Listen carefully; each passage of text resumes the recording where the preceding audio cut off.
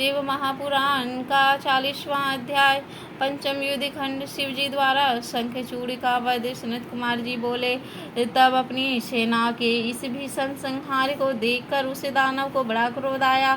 उसने शंकर जी से कहा कि अब मैं युद्ध करूंगा, आप सावधान हो जाइए। ऐसा कहकर उस दैत्य ने महादेव पर अनेक अस्त्रों से प्रहार कर दिया। मेघवत बाण बरसाने लगे, फिर अदृश्य हो गया। माया के भय दिखाने लगा, जिसे देवताओं में से कोई भी ना समझ सका। परंतु उनकी कुछ भी परवाह न कर शिवजी उस पर दिव्य प्रहार करने लगे। इससे तत्क्षण ही उसकी सारी माया नष्ट हो गई।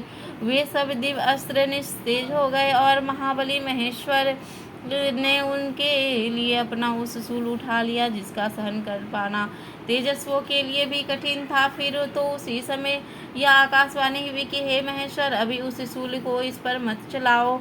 आप जैसे समर्थ के लिए शंखचूड़ को मारना क्या कठिन है। इस प्रतापी अस्त्र को इस पर चलाते क्यों हो। आप वेद मर्यादा का नाश ना करें।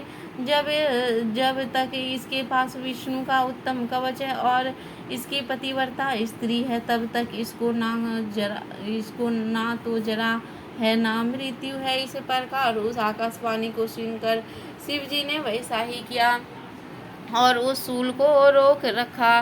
फिर तो शिवजी की इच्छा से विष्णु जी वहां से हट गए। उन्होंने वृद्ध ब्राह्मण का वेश धारण कर शंखचूड़ से भेंट कर भिक्षा मांगी। शंखचूड़ ने पूछा, क्या चाहिए।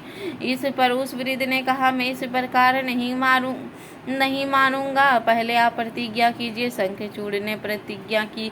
ब्राह्मण ने कहा, मैं आपका कवच चाहता हूँ। दानवराज ने प्राणों से भी प्यारा कवच ब्राह्मण को दे दिया। हरि ने माया से शंखचूड़ का कवच ले लिया। फिर उसी रूप से उसकी स्त्री तुलसी के समीप पहुँचे। माया विशारद विष्णु ने देवताओं के कार्य के लिए उनके साथ शक्ति से विहार किया। फिर तो शिव जी को अवसर मिल गया और उन्होंने विजय नामक एक प्रज्वलित शूल उठा शंखचूड़ पर चला दिया। उस शूल ने उनका संहार कर दिया। आकाश से दुर्बंदी बजने लगी, गंधर्व किन्नर गाने और अप्सराएं नृत्य करने लगी। शिव जी के ऊपर फूलों की वर्षा हुई और मुनिराज शिव जी की प्रशंसा करने लगे। शंखचूड़ राधा जी के साप से मुक्त हो अपने पूर्व रूप को प्राप्त हुआ। उसकी हड्डियों में से एक की शंख जाति पैदा हुई, जिसका जल शिव जी को छोड़कर सभी पर चढ़ाया जाता है। विशेषतः विष्णु और लक्ष्मी जी को तो शंख का जल बहुत ही प्रिय है। पश्चात उमा सहित नंदीश्वर पर चढ़कर सनत और प्राणों सहित शिव जी अपने लोक को चले गए और अन्य देवता भी स्वस्थता को प्राप्त हुए। अब उसको निर्बंधता प्राप्त हुई। आकाश निर्मल हो गया और पृथ्वी सुमंगल हो गई। शंकर जी का यह सुखदायक चरित्र सब दुखों को हरने वाला है, लक्ष्मी देने वाला है और सब कामनाओं को पूर्ण करने वाला है। जो कोई शंकर जी के इस चरित्र को नित्य श्रवण पढ़ता है और पढ़ाता है, वह धन्य धान्य पुत्र और सब दुखों को प्राप्त होता है। यह अतुल आख्यान सब उपद्रवों का नाशक और परम ज्ञानोत्पादक तथा शिव शक्ति को बढ़ाने वाला है।